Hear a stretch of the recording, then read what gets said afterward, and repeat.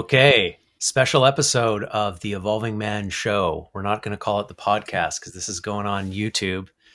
I am welcoming my old friend, Nick Solaczek, back to the show. Good to see you, brother. Thanks, my man. Good to be here. It's kind of funny sitting here in a parka and a blanket I've got on my lap. The last time I recorded an episode, it was like a sauna in this barn that is my studio, and now it's like a ice cave. It's funny how the seasons turn so quickly, but it feels good to be back talking about relationships, men's work, life, what it means to be human, and how to be a better human on this planet. And you're the right guy to talk to. I always enjoy having conversations with you, my man. Well, where should we get started? Jeez. So yeah, you and I have been running a men's group about relationship, teaching men how to navigate the various phases of relationship, how to deal with conflict. We run a 12-week course that sort of is a revolving thing where guys sort of go through it together. And I've really enjoyed teaching that with you. And I think the purpose of this call, the purpose of this show, this episode, is to share more about relationship, because the stuff that came out of our last talk was really helpful for people, and people are asking for more. So this is just to frame it, a relationship Q&A call. People have been sending their questions in, asking us for advice or descriptions of what's happening. Please analyze this. How do I do this? How do I do that? So we're going to answer some of those questions today. And I'm stoked. Let's go. I love it. Well, I'm glad people got a lot from our last conversation, that it resonated, something there that people want more of. Well, that's just a wonderful thing to hear, that we contributed something, said something of value. I think we're in very difficult, complicated times. And I suppose every generation feels that way, that things are complicated, that things are difficult, and that they're present with and in touch with the issues of their time. And in this group that we run, the Conscious Relationship Council, we talk a lot about power struggle. And we talk a lot about how couples and how individuals can better understand one another, how they can have safe conversations, how they can increase the listening, increase the attunement in their relationship, and turn down the reactivity, turn down the conflict. And over the past 5 years, in my personal view, I think we've been really inside of some intense power struggle dynamics. And in romantic relationship, societal level, yeah. In a romantic relationship, we get into these issues about when to do the dishes, how to do the dishes, how often to have sex, what speed to go on the freeway, how frequently to call our parents, how much meat should we eat, how much money should we spend, what's the right TV show to watch, these kinds of things that couples might squabble over, who's in charge of the remote control. And on a global scale, we've been more focused on, is it better to get a vaccine or not? Should we be boosted? Should we not be boosted? Should we wear a mask? Should we not wear a mask? Are cryptocurrencies better than dollars? Is Russia right? Is Ukraine right? Should we eat meat? Should we eat veggies? Should we vote left? Do we vote right? And on every issue, you got these camps and these sides, that people take. And in family systems, one of the things we've seen over vaccinations and masks, such a sensitive issue, is basically, if you don't see things the way that I see it, then I'm going to cause you pain in some way. If you don't see things the way that I want you to see it, if you don't behave or do what I want you to do, that, I'm basically going to create a problem for you or cause you pain or try to force you to see the world the way that I see it. Mm-hmm. And there isn't really dialogue in that. There isn't understanding. There's a real lack of nuance and subtlety and attunement. People take on these very defensive positions, and the same kinds of things happen in romantic partnership as well. that people will do things or say things to try to get their partner to love them the way they want to be loved, to get them to behave the way they want them to behave. And there's a deep psychotherapeutic rabbit hole that we can go down about this. But my point is that we see in the collective that there isn't a great understanding about how to be in relationship authentically, how to listen, how to demonstrate understanding, how to hold space for another person's reality when it's in opposition to yours, and how to embody a knowing and an understanding that me listening to you and seeking understanding and having this really intention of understanding you doesn't need to be a threat to my identity. If I understand you fully and I get where you're coming from, and we are on opposite sides of the same issue, um, it doesn't collapse my ability to be myself. It doesn't need to be a threat to my experience of being an individual. And I think there's a real lack of awareness in people about this. This is, they get triggered and they get defensive and they get into these sometimes repetitive cycles in their relationship, or they get fixated on issues, and certain things begin to dominate their mind space, dominate their mindset. And they have less energy to focus on the things that really matter, and to intentionally and consciously, co-create a lifestyle or a relationship that they really desire, because they're more fixated on, this power struggle dynamic, or that they're right, or that other people are wrong. And we see this with a lot of influencers and people on social media, that they've really dedicated their lives now to fighting a certain issue. And I'm not saying that people shouldn't take on causes and that these things don't matter. These issues are important, but I think it's the way that we approach them, the way that we approach the conversation. And Right. instead of being condescending or putting people down, or engaging in these dynamics of inequality, I think there's a totally new paradigm that's really being called upon, to show up in a new way, not just in our lives, but certainly in our relationships with people that matter to us the most. I really like that analogy. And, between what's going on in the world and how we're playing out a power struggle as a society and as a race right now, uh, as compared to how we power struggle in relationship. And one of the core themes being this issue of not really trying to understand the other side, not trying to understand each other, but more so just like, and I don't know why this is happening. Maybe it's social media and the fact that we all have these sort of devices that we have to sort of yell into, and we're just sort of yelling into the void to try to be a part of a larger conversation. And there's not a lot of like back and forth like what you and I are doing right now. But there's this sort of, uh, like just forcing your perspective in one direction and expecting to be heard while not really being present to receive. And maybe that's because the way that we receive, again, is in isolation. We're sort of just looking at a device rather than sitting in front of the person who we're arguing with or the institution that we're arguing with and being able to have a dialogue. Like there's a lot of chatter right now, but there isn't a lot of dialogue between the sides that need to have dialogue. You know what I mean? There's just sort of like Mm. we're lobbing things at each other. And people do this in relationship as well. We sort of like get the megaphone out and just try to get our side heard.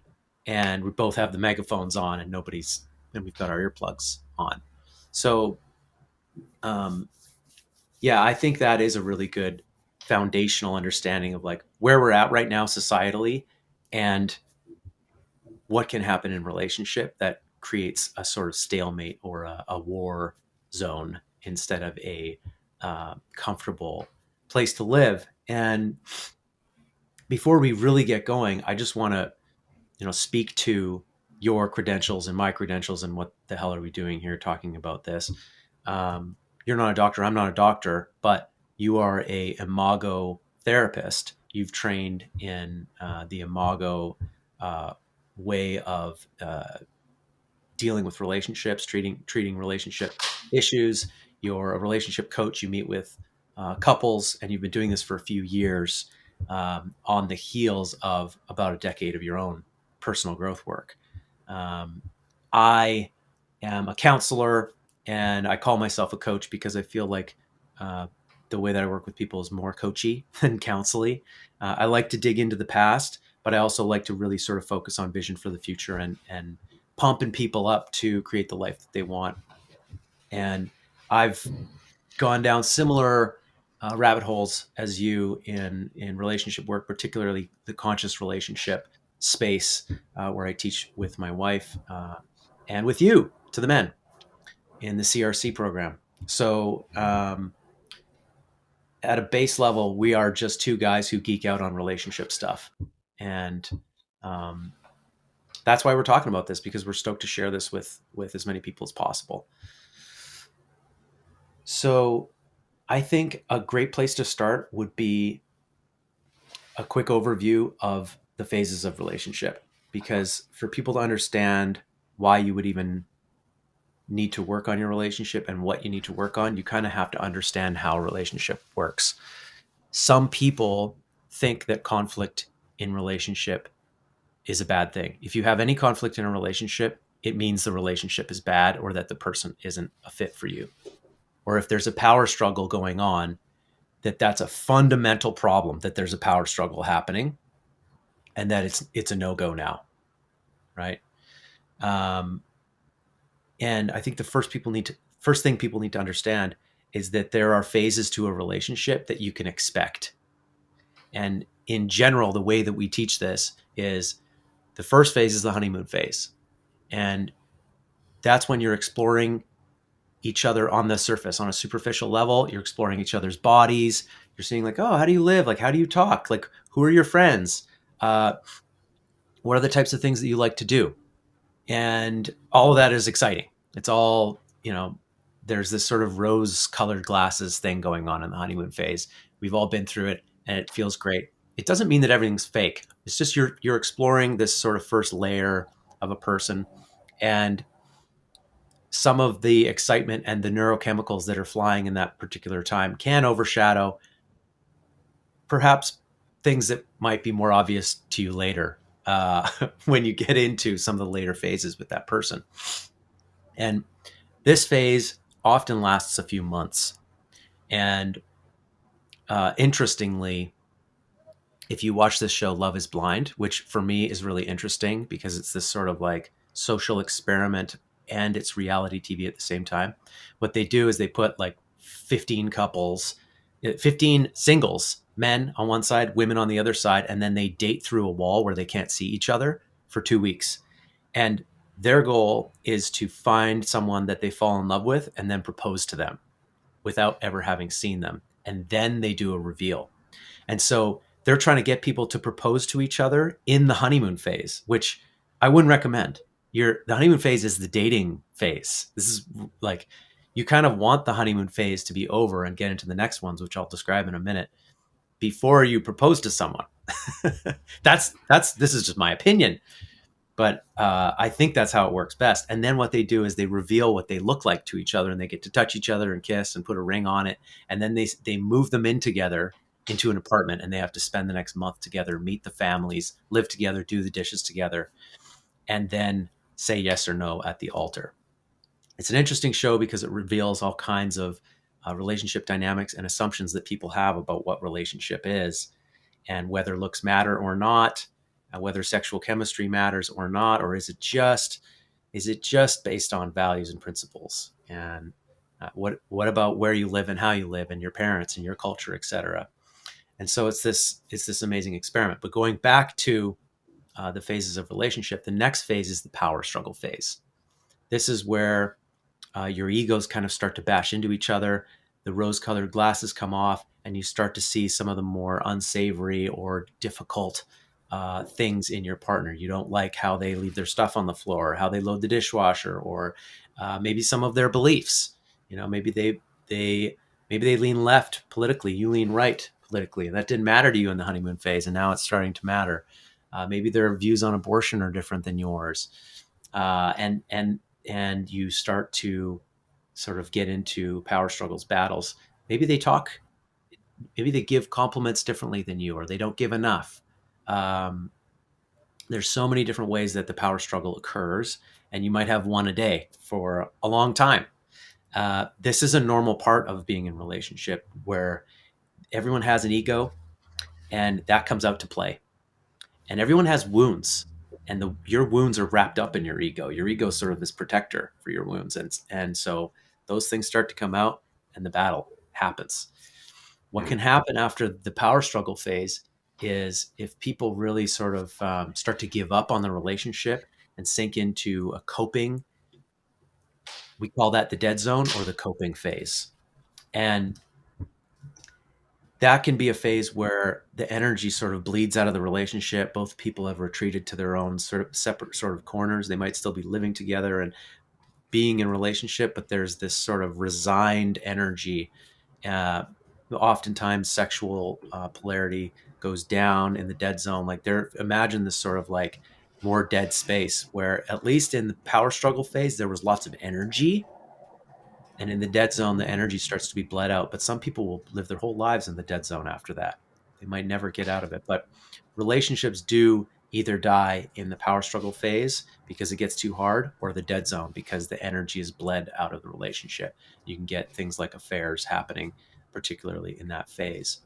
And the fourth stage that we talk about is called true partnership, and this is the other side, the place that you can get to through doing the work of working through your power struggles, learning to understand each other in a deeper way, learning to understand yourself and how your past affects your current relationship, learning how to drop some of the ways that you cope in the coping phase and keep love alive despite your ego's attempts to kill it.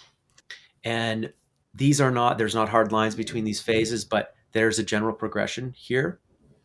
And I think we're all trying to get to true partnership, but we don't know how to get there.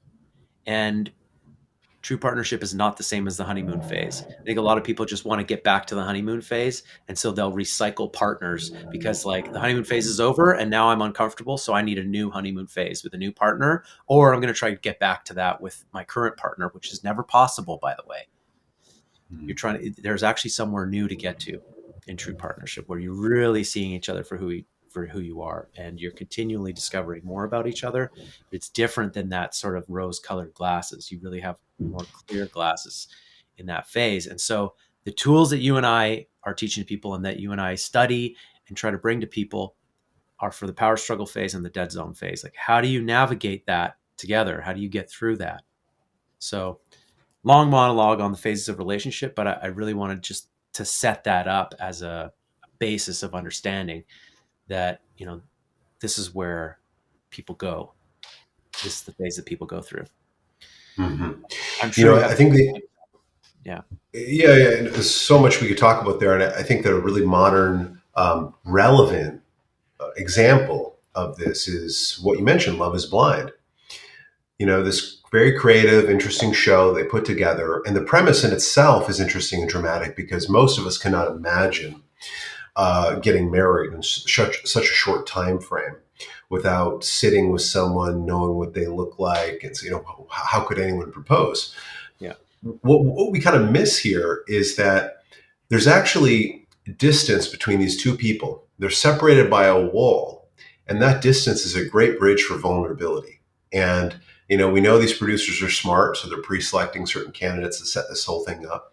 And people love the honeymoon energy. We all love it. We're all drawn to it. That's why it's so interesting to watch this play out and to watch two people getting to know each other through a wall, and then for one of them to propose and both of them seemingly be happy and excited about this, even though there's so much uncertainty, and they can seem really confident and sure, because we all, ultimately we want to feel confident and sure and happy and joyful and excited about our partnership or our future partnership. And this is the thing that most people are sold on, is that the honeymoon experience is going to be the whole thing.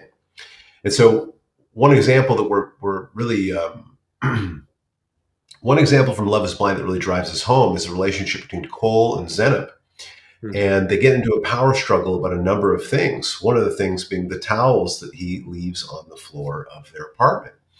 And the way that Zenab deals with that is she has something come up for her where she feels annoyed or frustrated, unseen, disrespected. I'm not going to say how she feels ultimately, but something comes up and she chooses to criticize and sort of put down Cole and use passive aggressive statements to try to work through this frustration she's got about the towels.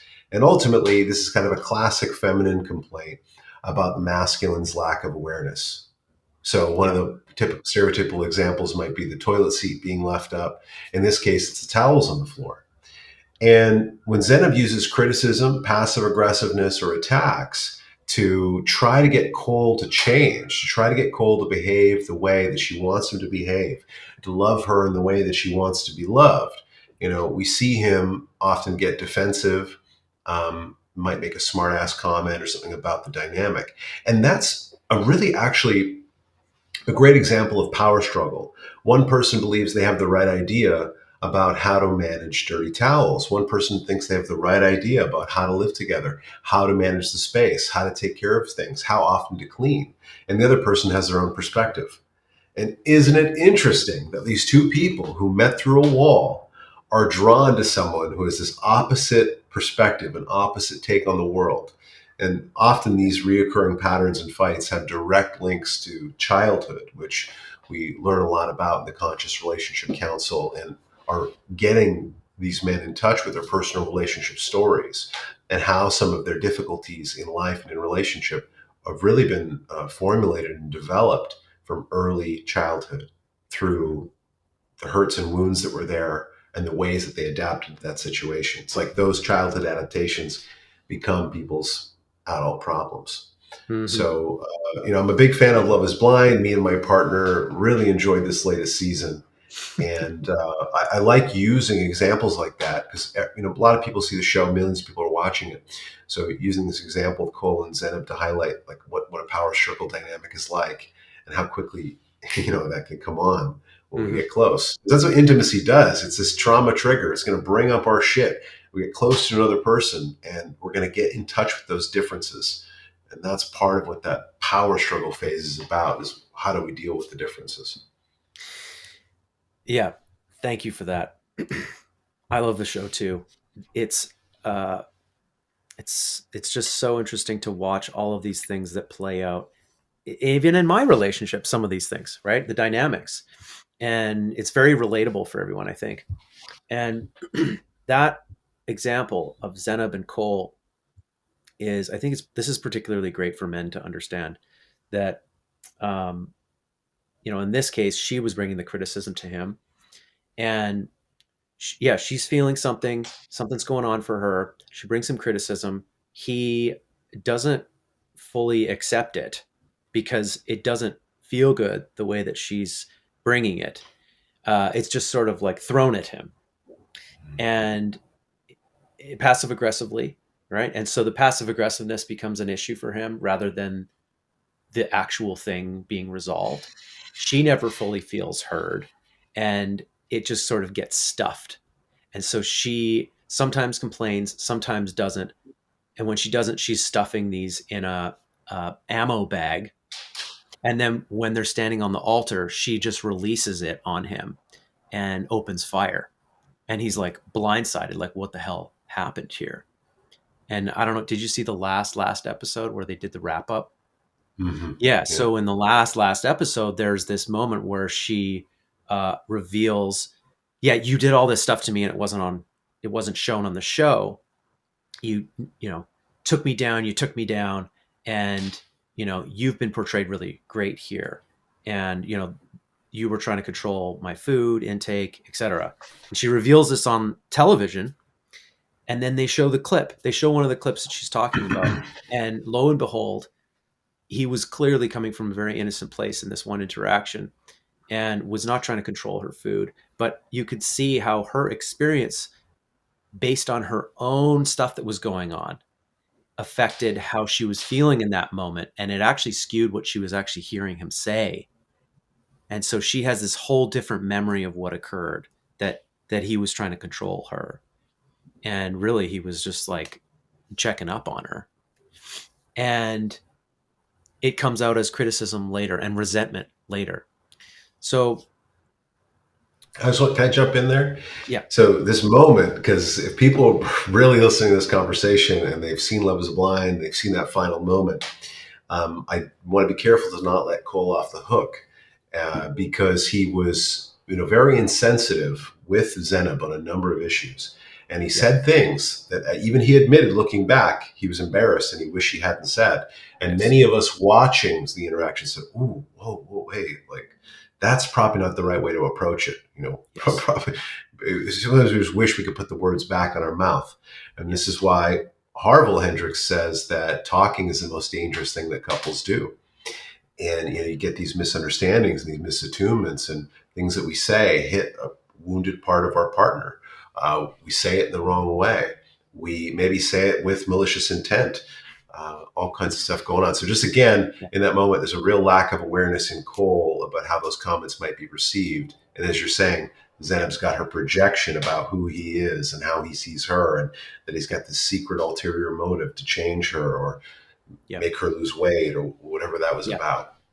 So there's two separate experiences going on, and they're not really sharing that with each other. She particularly isn't sharing for him, like, hey, this thing is affecting me. I'm having these thoughts, I'm having these feelings when we're having this conversation about food, right? Or Mm, what have you. And that withholding and that inability to repair, we'll talk about repair, is uh, crucial to the turning point. Does this, can we make something better from the situation, or does it get worse? It got worse in that situation because it was never talked about. Um, there is there's something that a relationship scientist called the Gottmans out of Seattle, Gottman, have called the horsemen, the four horsemen in relationship. And they discovered that there's four main things that in conversation and in how we live with each other that really will turn your relationship uh, negative, turn it bad. And that's criticism, contempt, defensiveness, and stonewalling. We all do some or all of these things from time to time with each other, and inevitably, they always lead to bad results. And we have to figure out how to avoid criticism, contempt, defensiveness, and stonewalling in our relationships. Because when I receive criticism, I shut down. I put my hand up. I don't want to listen to what the person has to say, even though they might be having legitimate feelings about something that I did or said. And I may have been an idiot. I can really relate to Cole on this show because he just sort of bumbles around and he's clowny sometimes and he just says whatever's on his mind, and that's part of what makes him an exciting person. And he screws up and he says things that hurt people's feelings. He says things that he mm, regrets. And we're all going to do that. But if the only way that you try to change a guy like Cole is with criticism, contempt, right? It's not going to work. It's just going to shut him down. It's going to push him away. And so if you look up the antidotes to the four horsemen that the Gottmans have, it's the gentle startup, which is really talking about, hey, this is hey, this is something that I'm experiencing, and these are the feelings that I'm having about this right now, or about this conversation that we had earlier, and really just like sharing what's going on for you rather than throwing criticism at the other person. Appreciation, building a culture of appreciation in your relationship rather than uh, what you might call character assassination. That's what mm, contempt is sometimes, and we do that to each other. And learning to lean away from that and lean towards appreciating what you do appreciate about that person. Spend more time there than on contempt. Um, Taking responsibility for what you've done wrong and for hearing your partner's perspective, and self-soothing. So that stuff's easily Googleable, but I just want people to know that, like, if you want to rely on just a few guidelines in your relationship to hold on to, look up the four horsemen and make that your mainstay. Stick it on your wall, because if you just focus on those things, you're going to get through the power struggle phase in a much better way um, than otherwise. So criticism is what you brought up between Zenab and Cole, and it's crucial. Hmm. Well, these unresolved issues, things like the towels, things like comments about weight, sensitivity around food. This is not unique to this couple. I mean, these are things that every couple deals with, and I imagine most women that I would speak with, no matter how confident or secure they are, they wouldn't appreciate, some of the insensitive comments that we saw made on that Yes. show, not just between Cole and Zena, but other couples. So, Yep. these unresolved moments, these unresolved issues between couples, they typically become bigger issues. These challenges cycle, and people go deeper into sometimes the four horsemen in response. But they can have other ways of dealing, other ways of coping with the situation as well. And they can choose exits. They can choose to exit their relationship in very subtle ways, in functional or intentional ways. Like the way that we saw Bartiste deal with his discomfort with Nancy, by putting his head down into his work. There's a couple of scenes where we see him just looking at his computer, not looking at her, Checked out. and checked out because of the discomfort and how much stress he was under in that situation. Now, any of us in this situation, I imagine, would be stressed out. But the point is we can use something as a mask to avoid dealing with an issue at hand or something significant going on in our partnership. Mhm. Um, and one of the things we focus on in the Conscious Relationship Council is how do we bring resolution to these issues? How do we work on the most radioactive or difficult things in our relationship? How can we have a safe conversation about that? What is it that we need to embody? What is it that we need to understand? What's the new paradigm that we need to take on in order to transform some of these moments? So an Yeah. example, when Zenab comes in the room and she's criticizing being passive aggressive with Cole, what would it have been like for him to stand up, the suitcases open all over the floor? What would it have been like for him to stand up, come over to her, and maybe put his hands on her hips or to take her hands and say, hey, is this an important issue? The towels, and, is this something that we really need to work on? And is this a way I can love you better? Or, for him to really show presence with it, not taking it personally, not even critiquing her way of bringing it, but just holding space for like, okay, is this really important to you? And I want to get that, and showing her that he's seeking understanding. Uh, how might it have transformed the entire rest of the dynamic of their relationship? If he Yeah. and her could do that, Yeah. to be present and attentive with one another. But Yeah. most of us don't learn to do this. Our family systems teach us other things, and our family or our parents, our caretakers, are often preoccupied with their own stress, their own dramas, their own troubles, and the unresolved stuff from their childhood. So it's difficult for them to show up perfectly. No parent is perfect. There's going to be less than ideal stuff. There's going to be misattunements. Parents are going to forget. They're going to make mistakes. They might get triggered in their own way. Um, Yeah. One of the things that we teach guys is this idea of having a clearing with your partner, like a basic relationship clearing, so that uh, so that the only time you talk about relationship is not when you're in therapy because it's in shambles, or when your partner has pissed you off and you're snapping back at them. Those should not be the only times you share what's been happening for you or what's been frustrating you or what's been coming up for you. Those are actually, I mean, therapy is a good time to share, but when you're moving about, when you're driving, when you're trying to get somewhere, those are not great times to talk about the state of your relationship and share what's been coming up for you because you're likely activated in a certain way. And you really want to have moments in any good relationship where you're calm, both nervous systems are calm, and you sit down and you're able to talk and share about this came up for me this week. This has been nagging at me for this amount of days, and I just want to share this with you. I'm having this experience. This thing has been bothering me. And to have your partner be in a space where they can hear that. And so one of the things that we share with guys is this format of what's called like a basic relationship clearing, where you sit down, you make eye contact, you sit silently just looking at each other for a while, and you connect your nervous system, so you calm down and you look in your partner's eyes, and perhaps you focus on what you love about them, and you spend this time connecting, and then you share the thing that's coming up for you, and your partner is meant to just listen. Maybe you set a timer. I'm going to share for 3 minutes, and I want you to share for 3 minutes, or 5 minutes. And you share from your own personal experience what's been happening for you, what's happening in your mind. You take ownership over your experience, your feelings, your thoughts. I've been thinking this, and I'm willing to be wrong about this.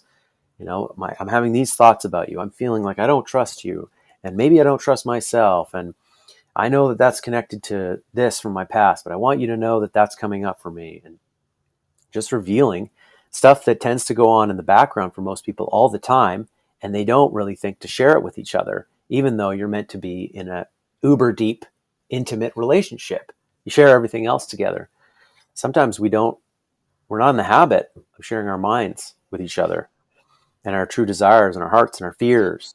And so that basic clearing exercise is something that every couple that has a good relationship, like a really healthy relationship that I know, they do this kind of thing on a regular basis. They set these kinds of things up, and some people have different formats, but it essentially does come down to this idea of sharing honestly with one another, not in a stressed out state, not while you're doing something else, and sort of bringing the energy down, bringing the heart up, and allowing yourself to clear what's been withheld, perhaps is a good way to say it. So the basic clearing is something to keep in your pocket. And Ben, yeah, yeah. I don't want to interrupt you, but as you're sharing, I'm just noticing, in my in my practice and in the work that I do with couples, I'm continually reminded and sort of humbled at just the reality from my perspective that people really struggle with nervous system regulation. They struggle with holding space. They struggle with hearing their partner's fears and hurts and concerns and worries without taking it personally, without making it mean something about them or something terrible about the relationship. There really is a lot of jumping to conclusions, and there's a lot of really, really highly reactive stuff going on. Now, obviously, I'm meeting with couples who need support. I'm meeting with couples who struggle with these issues, so it's going to come up. But the clearing exercise you were sharing about there, is an advanced practice for many people who have difficulty hearing about their partner's fears, for example, have difficulty hearing about their partner's concerns. When one partner shares, well, some fear I've got is that, you're going to leave me, or I'm afraid that, I'll never be able to trust you. When someone shares something like that, it's so quick that it hits our system and is interpreted in a myriad of ways. And versus just hearing what was said, acknowledging that it's a fear, that it's not a belief about the world necessarily, it's a fear. And we've all got those. And that can be difficult to do if we're not in touch with our own fears, or if we've never actually had anybody hold space for that part of ourselves. And I find that a lot of people just lack this experience, and they lack practice in Mhm. this way. It really is kind of an advanced thing, which Mhm. is, I think, one of the reasons that we've been successful with the Conscious Relationship Council is that we create this container to go deeper into this subject, to talk more about the subtleties and nuances, give people practical tools that they can use to Mhm. process these things, and to, in my opinion, help them not repeat some of the same mistakes I've made. Try to get around some of the pitfalls and the Yeah. perils of conscious relationship. So what is one of the basic tools that you have people focus on early on in term, you described the clearing as an advanced practice. What is one of the earlier tools that you share with couples in the process of trying to help them navigate the power struggle phase? One of the basic things that I work with couples on is mirroring and validating. Now, the imago dialogue, there's three core tenets of that, which is mirroring, validating, and empathizing. But when we're in conversation with someone, what would it be like as a listener? What would it be like as the person being talked to embody a sense of curiosity, a durable sense of curiosity and presence with the person sharing with you? So you're there, you're open, you're holding space, your mind is clear, you turned off the TV channel of your life, you're there with the other person, and you're listening in a way that you are actually going to let them know that you're hearing what they're saying, and not with got it, but with, okay, so what I hear you saying is, so what I'll have couples do is I'll slow things right down to a snail's pace. So they say, okay, if I heard what you're saying accurately, I heard you say this. And then they ask, did I get that? They check for accuracy to confirm that that's true. Okay, so now we got some attunement. I'm getting what you're saying. Okay, is there more about that? Now, with sincerity, curiosity, is there more about that? Even if it's a complaint about me. You hate when I do this. You're so pissed. You're so Mhm. frustrated. You're so hurt. Okay, all right. I want to be with you. I want to understand this. Is there more? Um, Now, you might also ask, is there more when a partner is sharing appreciation or they're sharing positive statements with you? The point is these are the basic tools. And when I meet with couples, it's amazing. People I could see the kind of couples almost laugh with each other. It's like, all right, Nick, this is kind of basic. Like, this is pretty elementary, man. Like, Yeah. when are we going to get to the hardcore stuff? But what they don't get is this is where they go off the rails. This is Yes. where I get emails at 2 in the morning because the conversation exploded and now they're fighting again and they want to, tear each other's hair out. Uh, but if they were practicing mirroring, validating, empathizing, if they were practicing staying present, being unreactive, not taking things personally, and demonstrating understanding, things wouldn't escalate to the places that they escalate to. Yeah, that's really great. I I can relate to how conversations go off the rails, because when my partner is sharing a criticism with me or feels like a criticism, it might even just be like something that I did that, and she's sharing her feelings. Like she's doing this in a great way. She's not throwing criticism at me, but I feel like I fucked up. I don't want to hang out in that space. I don't want to ask her, is there more about that? Tell me more about that. I'm uncomfortable. I'm uncomfortable and I want to avoid that situation. I want to avoid that reality. And so I may shut down. I may get defensive. I may try to prove to her that my intentions were good and that she just misunderstood me. And I may even try to change her feelings about it. Like, oh, don't feel this way. Like, you should be feeling this way. Or your feelings aren't justified because there have been hundreds of arguments in my relationship and my previous relationships that occurred because of that thing going on. So I Ben, in that personal example that you're giving, I just want to. You said you're uncomfortable hanging out in that space where your yeah, woman might be critical of you. You're in the wrong, and I would actually use another word. I would say it's painful. There's actually yeah, pain. yeah, There's psychological pain. Maybe you feel it physically. There's emotional pain there for you in that moment, and I think I certainly can relate to that. I think yeah. everybody listening could relate to being in that position, but pain is actually the thing that motivates you then to become defensive. Yes, It's like that analogy that we use where you're walking on the beach and it's a beautiful sunny day and maybe you're holding hands with your lover and you're just in a tropical location and you step on a rock or a shell, something sharp, broken glass in the sand, and you cut yourself. Immediately you're in pain. Your physiology goes directly to protect yourself, look at the wound, and there's kind of a self-absorption in that moment. It's all about me and protect myself.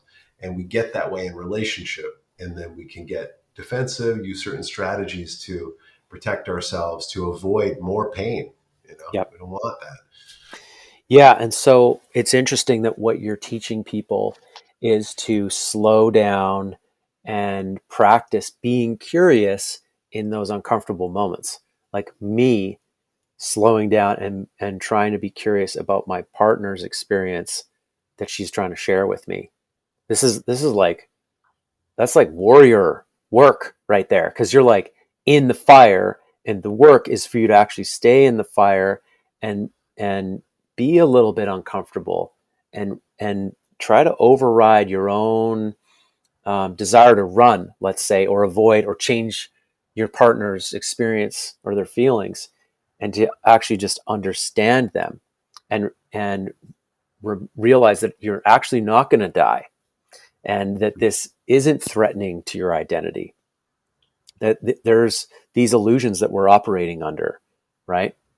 And we buy those in those moments, and we just take them and run with them. And so these formats that you're taking people through, even though it's a long drawn out, very simplified thing, you're creating a space for people to practice something that's really fucking hard, man. It is, being curious about each other. I grew up in a house where I had to fight to be heard and fight to be seen. And so, and my family wasn't very curious about each other. We were all doing that. We were all just fighting to be heard. And so I actually am not that great at being curious, and I have to practice that. I have to practice asking questions. And it's interesting because I'm a counselor, and so people have been like, "You're a shitty counselor." I've received that feedback from particularly romantic partners, because I'm like not asking questions, not being curious, because it's not my default. And so here's this format that's saying, hey, this is the missing ingredient in your relationship. It's being curious and learning to empathize and mirror and validate your partner. It's huge. Well, isn't it interesting that you are a successful coach, successful counselor, and you are curious about people and you do ask questions and you've invested yourself, you've dedicated your life to teaching and supporting others and helping men with their personal challenges, addictions, other issues they've got going on in their life. Like, this is what you do, you know? So it's an interesting thing. It's like, how could we have the successful, effective, intelligent coach who shows up in his relationship sometimes as lacking curiosity? And the answer is really that it's actually when you get stressed, when you get in, triggered in that intimacy and that connection with your partner, when you're in the pain of that, the stress of that, just like me and just like everybody else, we're going to adapt, we're going to respond to the scenario. So, for me, curiosity is one of my growth opportunities with my partner as well. And the thing that she wants the most from me, in many moments, is the hardest thing for me to give her, because it's connected to my growth, it's connected to my evolution. Mm-hmm. Many of us get into relationships wanting sex, wanting adventure, wanting a spiritual practice, wanting a travel buddy, wanting a companion, or maybe we want a partner to avoid being alone. There's all kinds of motivations people got to be together. Yep. And we're sold on this honeymoon idea. We're sold on the fact that everything's going to work. And what we encounter, and what I hope that people get, is that you really need to play the long game, because none of this is ever going to be over until it's over, which is you're out of relationship or you're dead. And as long as you're in relationship with another person, you're going to be met with nasty parts about yourself. You're going to get triggered. You're going to get upset. It's going to require work. You're going to have a conversation. There's going to be growth. And if you don't grow, and if you're not in a relationship for development, in some way, nature is going to be very unkind to you. And I think Mm. that that's just true whether you're in a relationship or not. That if you're not willing to take accountability, if you're not willing to learn, if you're not willing to be open-minded, to acknowledge that you're not perfect, that in some way life is going to mash up against you. Yeah. And we see this in the way that disease manifests in the body. People self-sabotage, or they create problems for themselves in their lives when they're not willing to take responsibility for their words, for their behaviors, for the way they've shown up. And Yeah, I think what you just illuminated was this one of the main principles of conscious relationship, which is that your relationship is a crucible for your personal evolution. It is your opportunity Like if you want to go to a personal growth workshop, you want to go to Landmark or Choices or any other thing that's supposed to sort of level you up, uh, great. But your most intimate relationships, your relationship with your family and your relationship with your lover, are going to be the largest opportunities you have in your lifetime to work through your shit, because your shit is going to come up big time with those people. And so seeing it not as, when we're younger, I think we see romantic relationship as like the other person has something to give me that I don't have, and I want to get that thing, and I'm like, give me the thing that I want, and we sort of objectify each other a little bit. Like, I want the good sex, I want the laughs, I want the fun, and we want that honeymoon phase. And then as we age, we start to realize that it's not even about give and take, but hopefully we realize that actually the things that come up with this person are my deepest things that I have to work on. And I can blame them for bringing those things up, or I can take them as an opportunity. And so embracing all of the struggles as some kind of cosmic lesson that's being given to you is one of the ways that you can stay in the game, because it's very easy to convince yourself to leave. It's also easy to convince yourself to stay in a relationship that perhaps is toxic or does need to end under the guise of personal growth. I know many people who do that as well. So there's no easy answer in terms of like when to end a relationship or not. You really have to like feel into that for yourself and seek counsel in people who really know you and who really understand relationship. But this underlying principle of relationship being a crucible for your personal growth is really important. Um, I think before we get to the Q&A, because Q&A is going to be really fun, um, I just want to touch on repair. And if there's anything else you want to touch on before we get there, I want to do that too. Repair, repair. I don't know if repair is the origin of repair is from attachment science, or if it goes further back than that, or if there's anything in Imago around repair or the Gottman's work.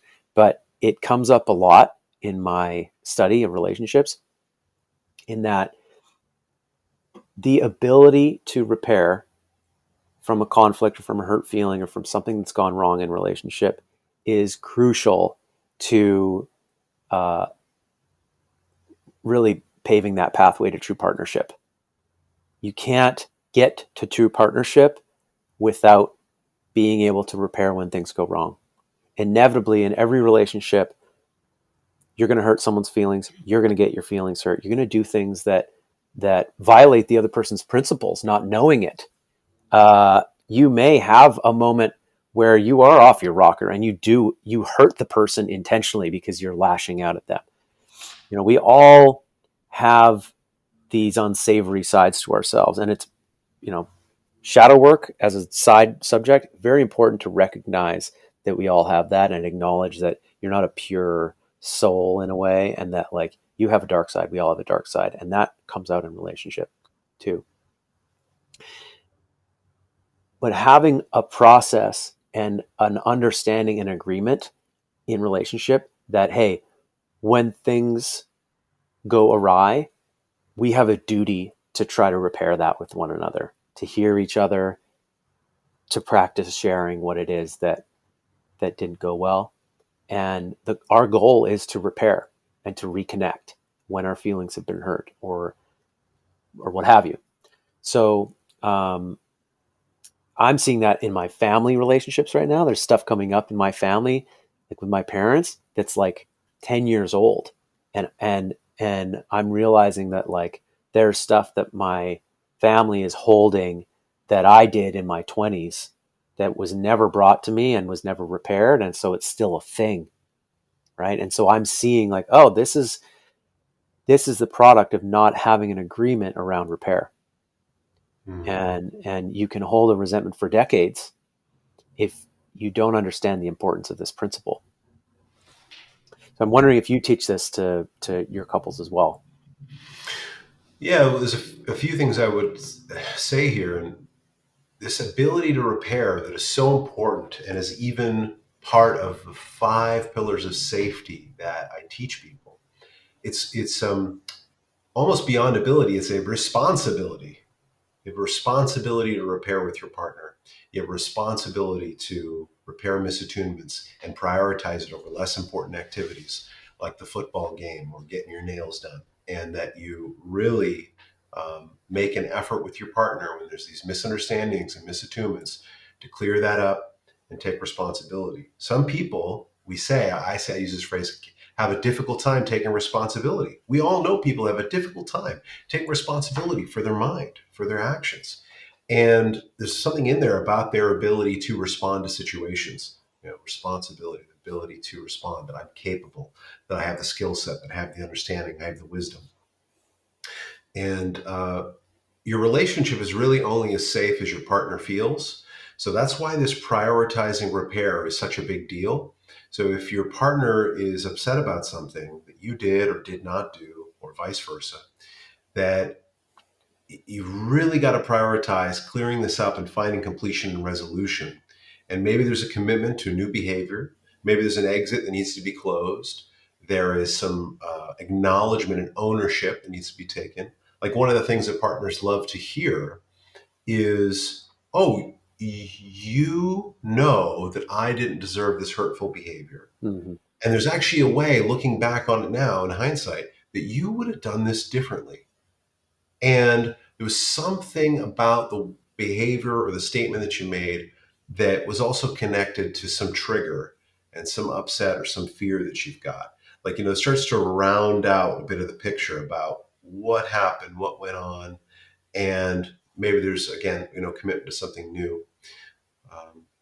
But that's a really powerful statement when one partner says to the other, you didn't deserve this from me because, right? Mm-hmm. And if I could do this in another way, what I think would have been really effective, what I wish I could have done for you, I wish I could have shown up. What a wonderful part of this process of taking responsibility for oneself and being vulnerable enough to do that.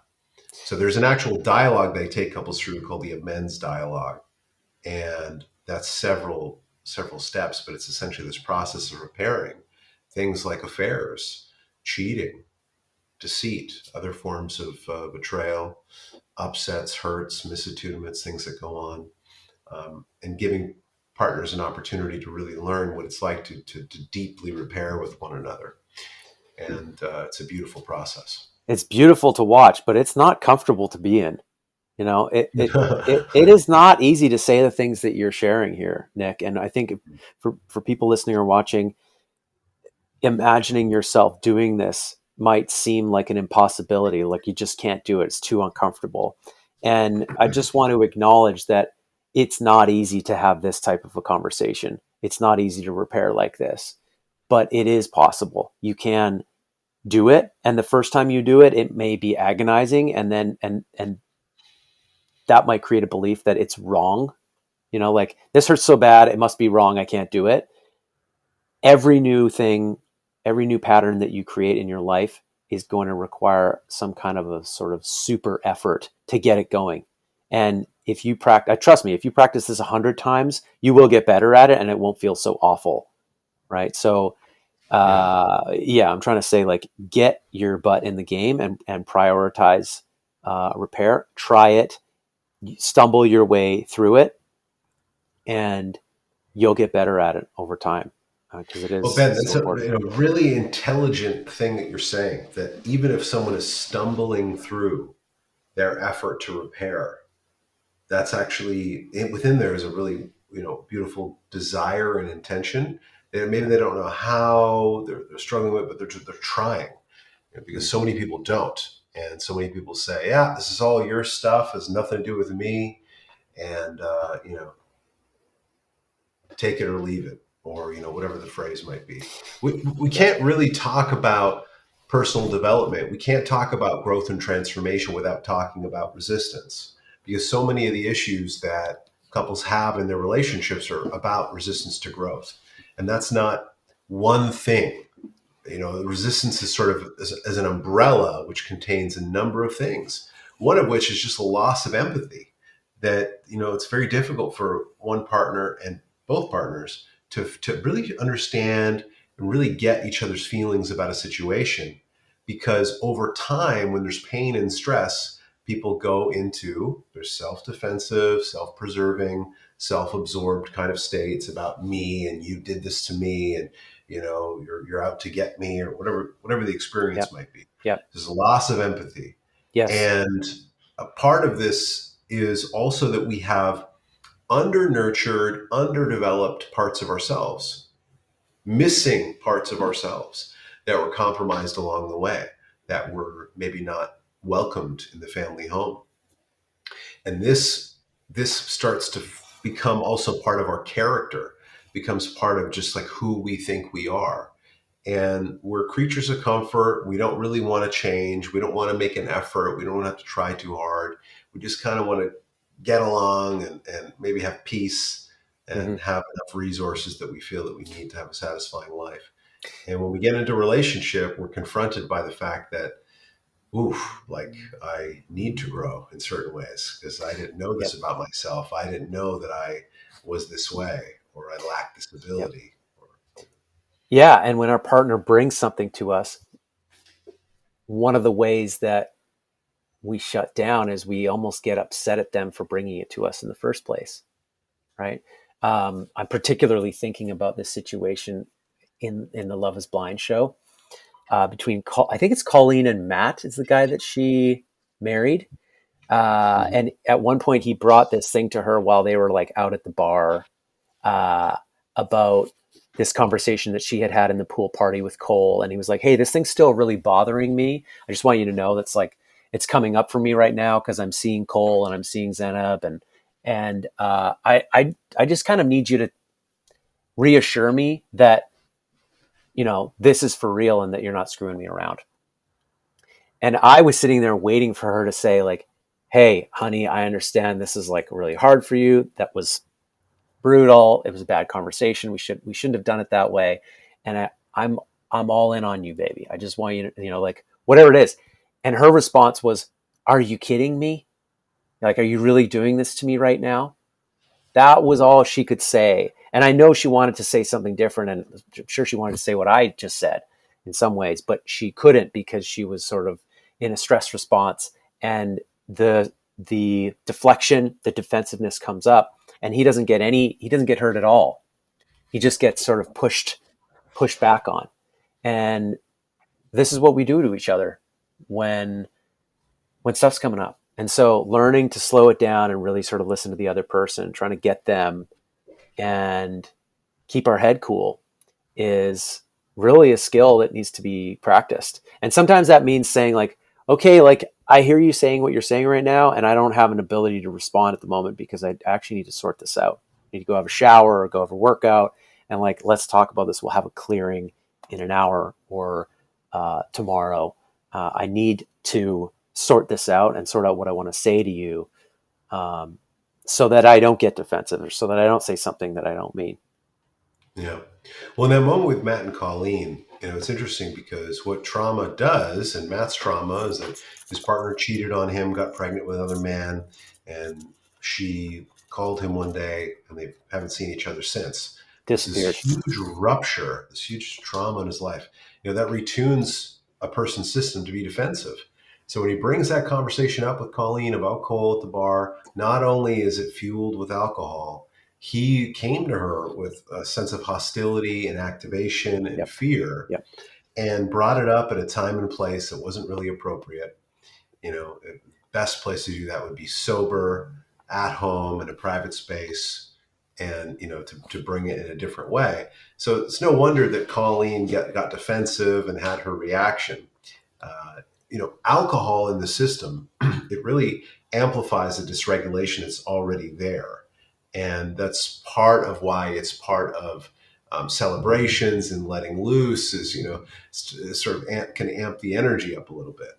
Yep. So it's not a great great time and place, especially in a public setting, to resolve an issue or to talk about something so concerning that is at the heart of at least one person's deep trauma Yeah. and pain from the past.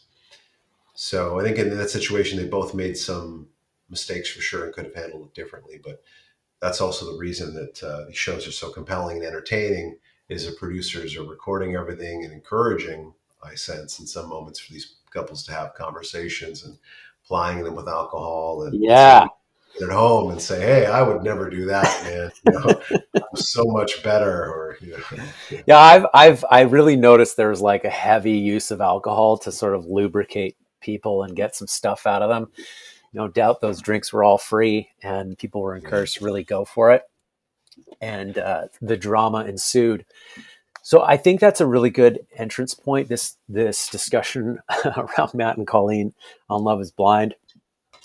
Uh, and folks, if you like this kind of commentary on this show or other relationship shows, comment, send us a message. We'll do some more of this stuff. We'll talk more about Love Is Blind or whatever other show that's interesting. But I think this is a good entrance point to talking about trust in a relationship. When I put an Instagram story that said, "Hey, I'm chatting with Nick about relationship. Ask us a question."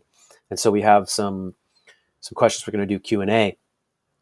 Two people asked, "How do I repair trust in a relationship when the trust has been broken?" And I think this is a really good question.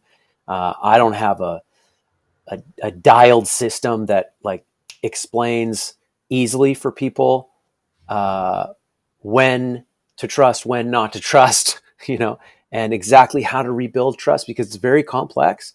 But I think it's a really important conversation to have. So, what do you say to people when there has been a breach of trust in the relationship? Perhaps someone lied to their partner. They told them they weren't going to do something, they did it. Or there's an addiction present, perhaps. There was using going on when they said they weren't going to use, or perhaps even when there's been some infidelity. How do people repair? What are the processes needed to do that? Mm. I think there's many ways to approach repairing with your partner. And one of the first things that can happen is that couples can demonstrate an understanding. They can get where each other are coming from on an issue. Is it's that sense of feeling gotten that, wow, you really understand me. You get what hurts me about this. You get why I'm afraid. You get why I don't want this to happen. And you understand what I really desire, what I really long for. That there's a kind of connection there. There's a kind of attunement. There's um, sort of a meeting of depth. It's kind of part of what understanding is about.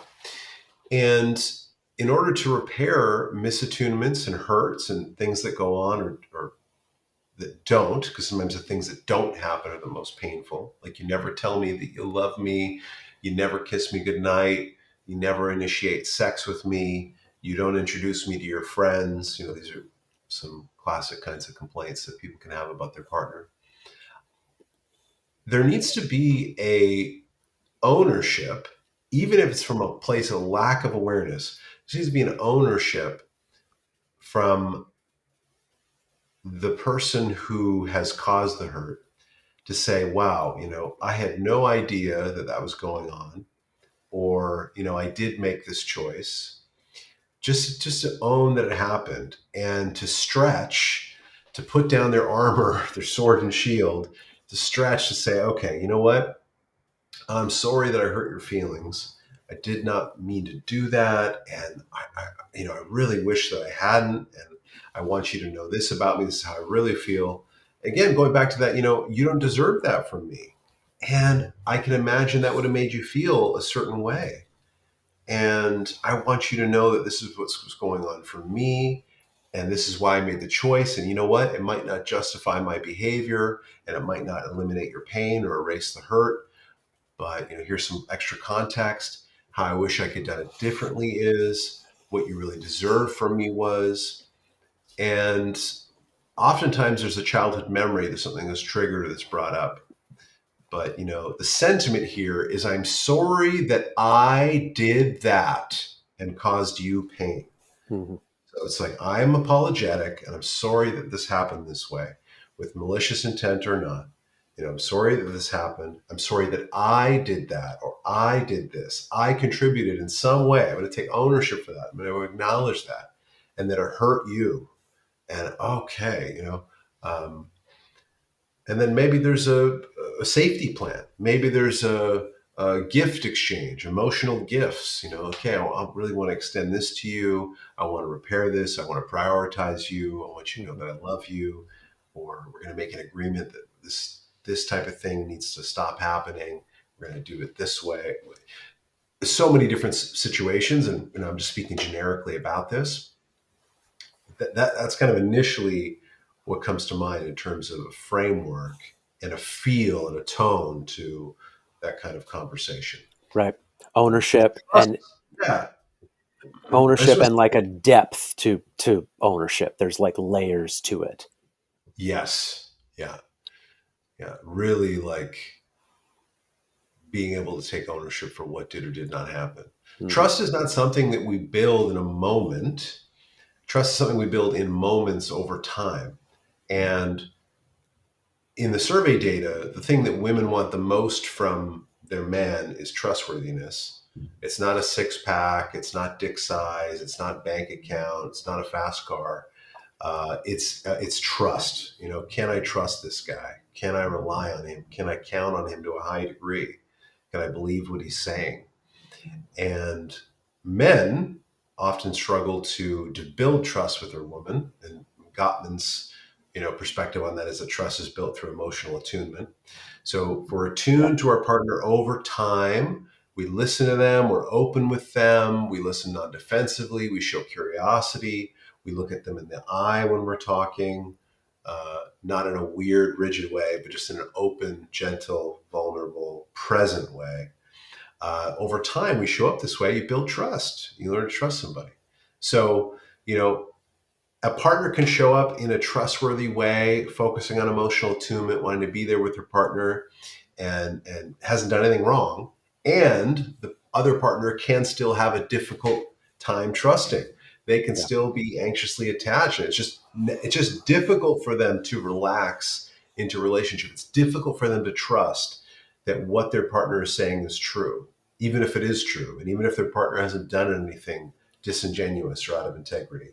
There can be still suspicions and projections and things from that partner's past that get put on to their current partner.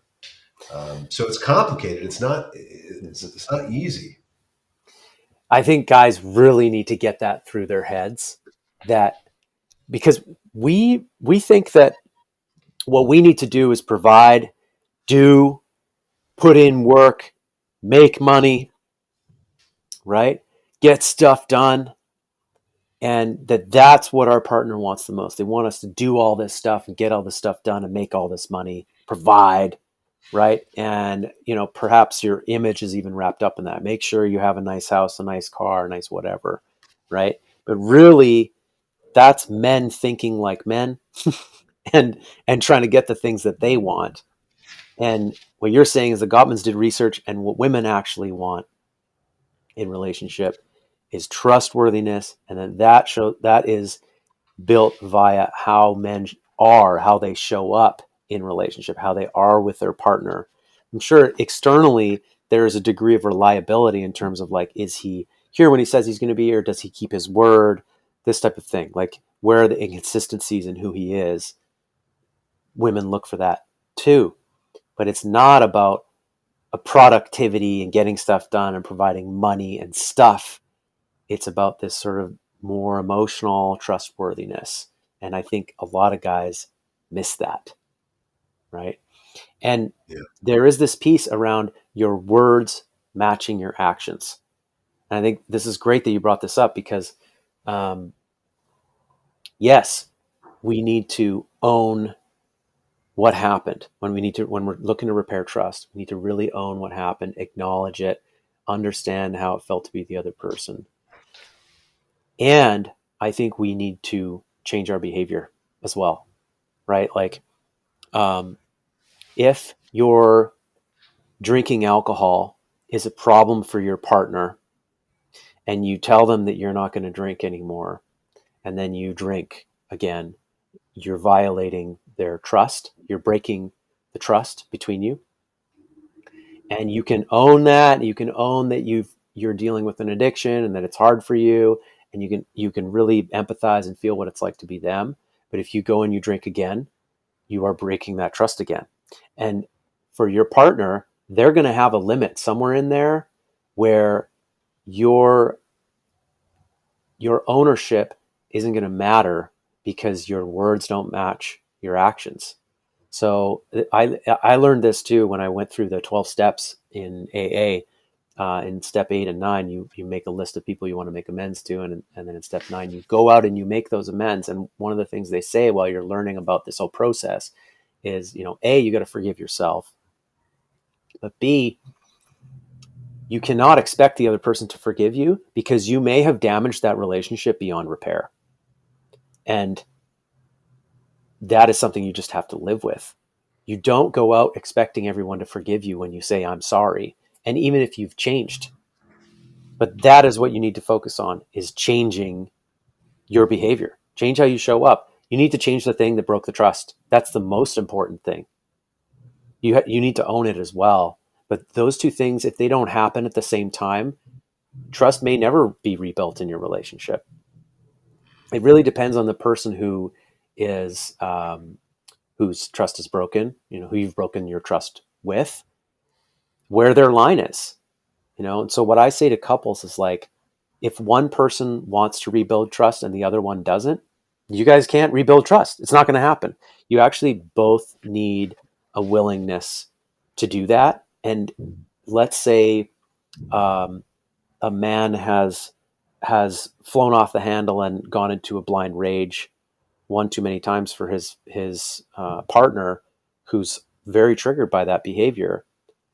Maybe twice in the relationship is her limit. Beyond that, it's a no-go zone for her. Maybe you've damaged that relationship beyond repair and it's over. That's quite possible. It's up to her to decide whether she's actually willing to work through that or not. And so what I say to couples, what as a starting point, is like, well, are you both willing to work through this?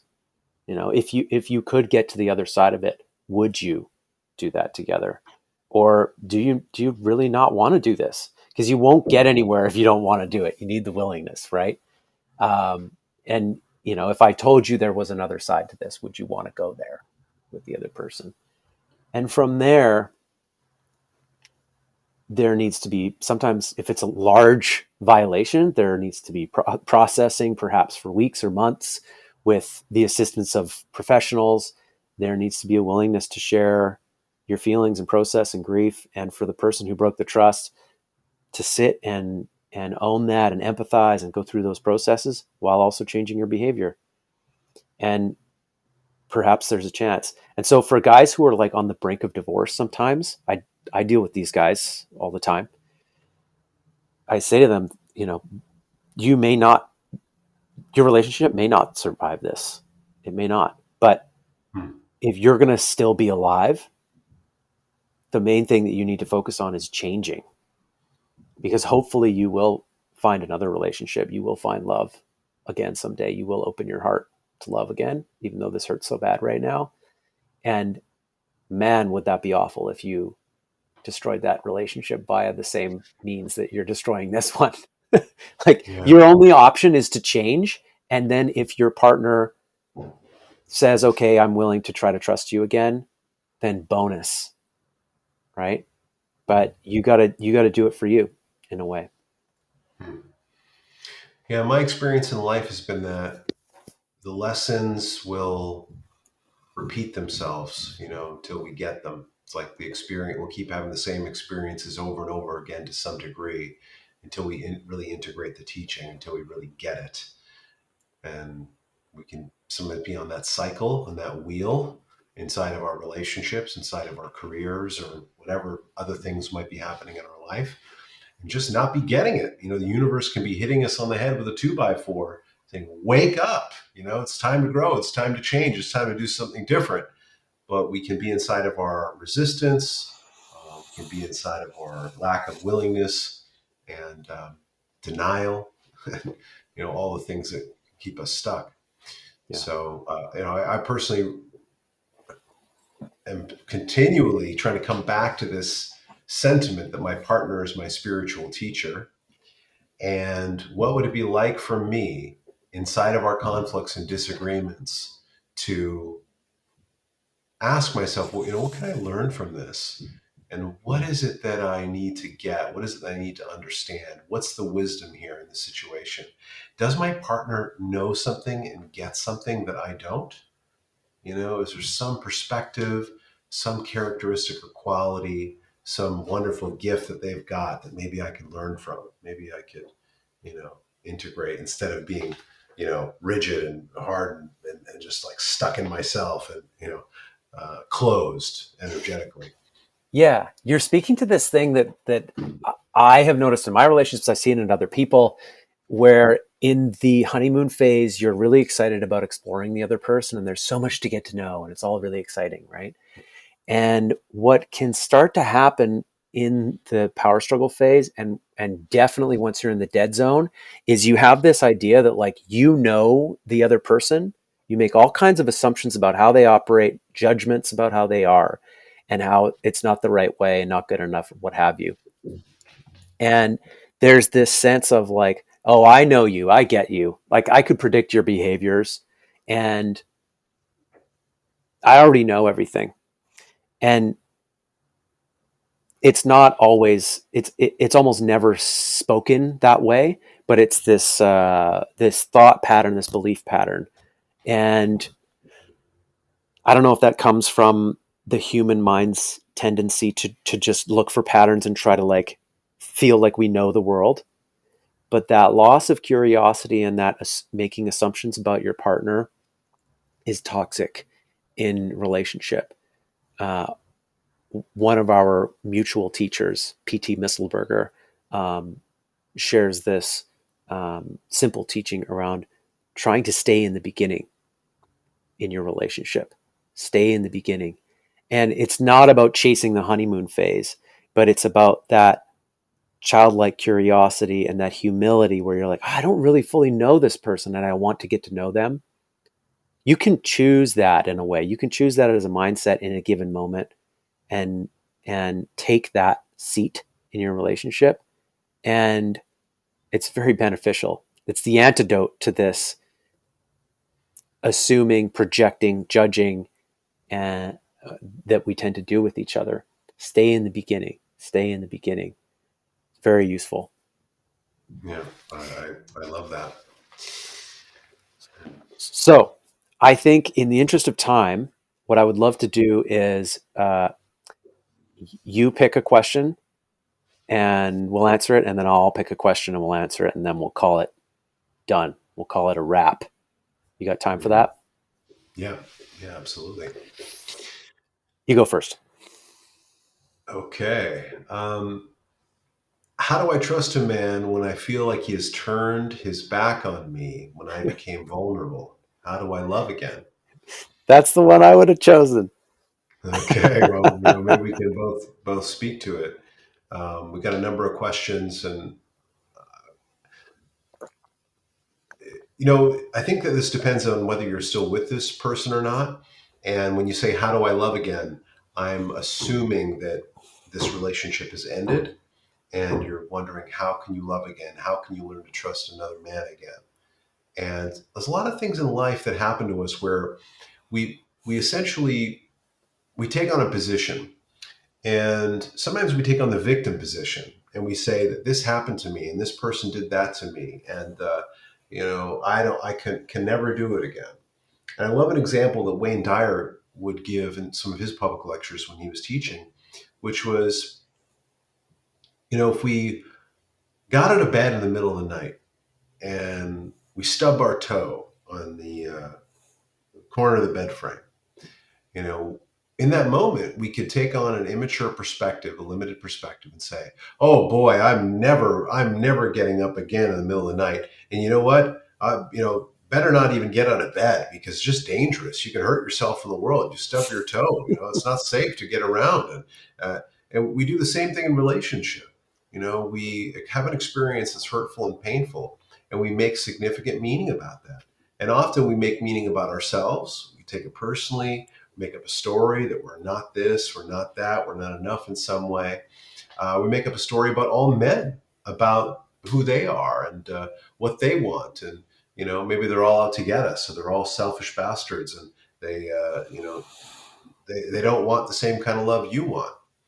So part of the process here moving forward is to unravel your experience, to process your experience, and to understand that this person that turned their back on you when you became vulnerable, that choice probably has very little to do with you and has a lot to do with them. But we have this tendency to make negative meaning about ourselves and to take it personally. And it often plugs right directly into a program, a series of programs that we're running in our family system. So if you're asking this question now and you say, how do I love again? I'm picking up on maybe a lack of hope, a lack of confidence that you can.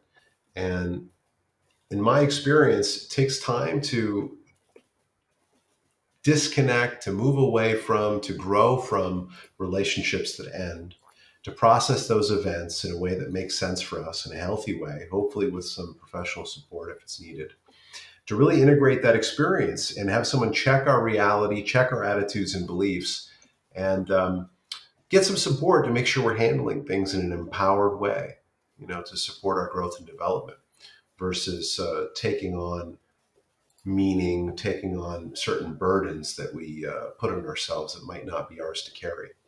Mhm. So that'll be part of my answer here. And I'll say, from my personal experience, I've seen people love again. I have seen people come out of disastrous situations, traumatic situations, unthinkable, unspeakable things that have happened to them. And they have healed and they have grown and they have moved on with their life because they've chosen to. And I think that choice is available to all of us when we're met with adversity, when we're met with difficult circumstances. Not to deny the pain and suffering, deny how hurtful and difficult and terrible certain things are, but still to make a choice that say, okay, I want to work through this. I want to create this kind of life. I want these things to happen. And even if I don't fully believe in this moment that I can do it, that I'm going to learn how. I'm going to figure that out. And sometimes you need people to lean on for that, which is why Mhm. community is such an important part of life, living a meaningful life, but a big part of recovering from a breakup like this. So Mhm. Mhm. Great answer. Yeah, this person, I gave you the abbreviated version of what this person asked because it was sort of a long paragraph, but she also basically said that this man left her. He was committed to her and committed to marriage, and then she opened up further, and her trauma was coming up, and she was letting her masks down, and now he's saying, you're too much, I can't handle your emotions, and he's sort of rejecting her and leaving her. And man, that hurts. That hurts. I'll acknowledge that that hurts, and nobody wants that. Nobody wants to be rejected for who they are. And yet that is something that does come up in romantic relationship all the time. you know Sometimes we aren't a good fit for each other, and we may have been open and vulnerable with one another, and we split up, and we can take that as rejection for who we are. you know uh, it's very hard to reframe that kind of rejection into, this person's actually doing you a favor by, you know Mark Groves says when someone ghosts you, they're actually doing you a favor by removing themselves from your life because they're not a good fit for you. You didn't have to dump them. They dumped themselves. And really, from that perspective, from this sort of like detached, big picture, top down view, is like, yeah, this wasn't going to work because this person has judgments about you that aren't going to work in this relationship. Just not a fit. There have to be a lot of ingredients that go into a romantic relationship that works. And two of the basic ones are that you both want to be with each other. And so if the other person doesn't want to be with you, they need to go. And so on some level, you just have to accept that, like, if someone leaves you when you show them your most vulnerable stuff, that means they can't handle their emotional stuff, their vulnerable stuff. You've triggered them and they can't handle yours. It has nothing to do with whether you are valuable in the world or not, right? Um, and what comes up for me in answering this question is this idea of sort of unconscious relationship versus conscious relationship. And in unconscious relationship, we have a certain set of conditions growing up, a certain amount of wounding that occurs in our parental relationships, and then our early relationships, maybe our early romantic relationships in life, also sustain certain wounding and certain patterns. And we proceed to play out those same patterns over and over in one way or another in our life, trying to resolve them unconsciously. And inevitably, we actually find that we recreate our own problems over and over again. And the tendency is to want to shut down, close our hearts, and just say, okay, relationship doesn't work. It's not for me. And take sort of a external locus of control, like you're talking about with stubbing your toe on the bed, and say, it's just not safe out there. I shouldn't do this anymore. And so you're stuck in the same patterns and you're in a hopeless state, not really knowing what you're doing. Conscious relationship is about waking up to how, in many different ways, are you actually creating your own reality and calling certain lessons into your life, as you were describing, the universe providing those to you. And you actively engage your inner work around relationship, looking into how did my relationship with my father affect how I see men? If I'm a man, thus me, how did my relationship with my mother affect how I see women and whether I trust them or not, or what I'm triggered by in women, you know? And how have I been sort of playing out some of these patterns in my relationship, and doing your own internal therapy and processing around this, and also being open to discussing that in relationship with someone who is willing to do so. And essentially, this process of being in conscious relationship is the ability to clean out, clear, and repattern the ways that we show up in relationship, so that you're not just adding more pain to the pile every time you have a relationship. You're actually learning more, you're releasing more, you're untying some of those knots that were tied when you were younger, that sort of keep coming up. So it's a productive, cleansing, cleaning opportunity, and an opportunity for growth. And so, if you're willing to embrace a conscious relationship, you need to be willing to get hurt. You need to be willing for your heart to hurt, because that's just going to happen in life altogether. We have this conundrum. Is it better? I remember Men in Black, where I think it's Agent K, his wife had died, and or like he was never able to see his wife again. And Will Smith, I can't remember his name, agent name, but he said, "Hey, well, it's better to have loved and lost than to have never loved at all, right?" And Kay was like, "Nuh-uh, not into it." Like, just he was so in pain that he wasn't willing to. He would have taken it all back if he could have, because he couldn't stand the pain. He had closed his heart to it all, right? I don't know why I always remember that, but I also remember Aubrey Marcus saying once that one of the tenets he lives by is live with your heart open and let everything go, because that's the warrior way, the warrior lover way, right? And that always resonated with me. You can close it down, stay safe for your whole life, never open up and never get hurt, which will hurt in itself. Or you can live with your heart open, be willing to love, willing to lose, play the game big, and hopefully die with very few regrets because you lived a full life. So that's my philosophical argument for, hey, figure out how to lean back into love, and you'll find the right person. Very Yeah. well said. Yeah. Nick, I think you and I spent a good amount of time just on that one question. So, is there anything else you want to say before we wrap up? Well, I'd be happy to meet with you again to answer any of the relationship questions that people are sending our way, and to continue to dive in, give some long form answers to the challenges people got at hand. The one thing I'll leave here is for anyone that's watching this and listening to this, the Conscious Relationship Council starts on January 12th at 4 p.m. We run these 12-week containers on Thursday nights at the moment. So January 12th is the start date. You can enroll now. Sign up is open. We've got a few spots left. And this 12-week container, so far, Ben and I launched this last year to great success and been creating results in people's lives and positively impacting people's relationships. We've got singles, we've got married men in there. We have people with different relationship statuses that are sort of rekindling sometimes relationships with their ex-partner. We've got people from all walks of life, from all over the world, and we're Yeah. having really meaningful, powerful conversations there. So this is an invitation to those of you listening to this to check that out. And if you got questions about the CRC program, that you reach out to Ben or myself, and we'll get back to you as soon as we can. Yeah, we'll put the link to the Conscious Relationship Council in the show notes. It's also on my website, evolvingman.com. You'll be able to find it easily there. One of the things I love about this program is checking in every week with guys. Every week we share a tool, we practice it, we give some theory, and then we send guys home to do homework and have a difficult conversation in their life, or speak with their partner about something, or the guys set some accountability goal. We do it sort of men's group style sometimes.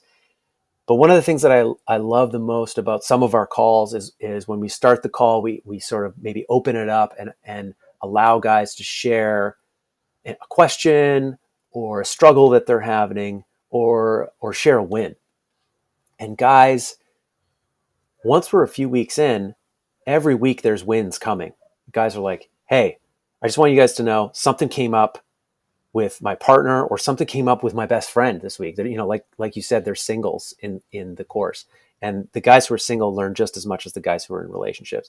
This thing came up, and I just practiced this format that we worked on week 3, and it totally changed how this person showed up. We had a guy the other day. He said, my sister said something to me and I lashed out at her. And then I stopped myself and I said, actually, I just want to share this is what comes up for me when you say this. And he shared it in a different way that he'd never shared before. And all of a sudden her reaction to him changed. And they had a 2-hour conversation about their family and their family dynamics and what needed to change, and made a commitment to be different in relationship. This is with his sister. This guy's in his 50s and he's changing his relationship with his sister. So those kinds of stories are coming up all the time in our program. People are changing all of their relationships, not just their romantic relationships, as a result of the basic tools that we're sharing with people. So I'm stoked on it, man. I'm glad we're doing this. I want to do this as long as possible. And yeah, if you've listened this far or watched this far, kudos to you. Check out the link and send us a DM, either one of us, if you have more questions. Nick, your Instagram handle, please. At Nick Solaczek. Great. Yeah. And I'm at Evolving Man. And your website is nicksolaczek.com. Boom. Great URL, sir. All right, man. As always, it's great to just jam on relationship stuff with you. And I love that we weaved in Love is Blind and some pop culture references, let's say. Maybe we can there's like these watch reaction things that you could do. Maybe we'll do that sometime. Season 4. We can do that for season 4. All right, brother. All the best. Thanks, folks, for watching and listening, and share it with someone you love. All right. Until next time.